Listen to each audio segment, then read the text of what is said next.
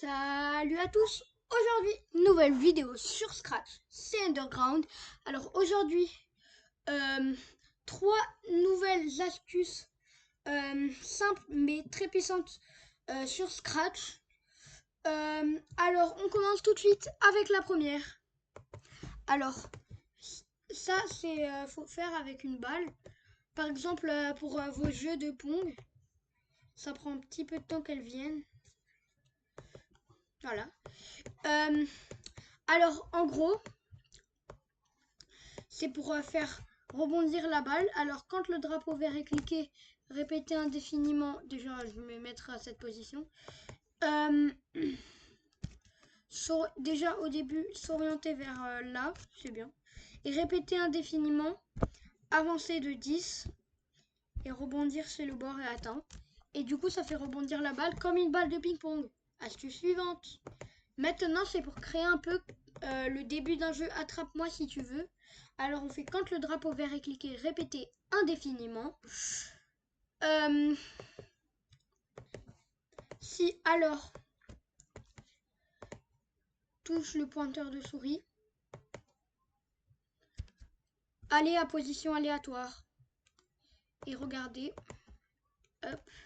Et du coup, on peut faire un jeu attrape-moi si tu veux. Bon, astuce suivante. Ok, cette astuce, c'est pour continuer le jeu attrape-moi si tu veux. C'est pour l'améliorer en faisant un score. Donc on va directement dans variable, on crée une variable score. Ou sinon on peut renommer la variable, ma variable, vous voyez cette variable. Mais moi je vais créer une variable, tout simplement.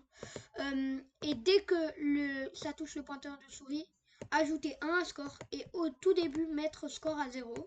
Voilà.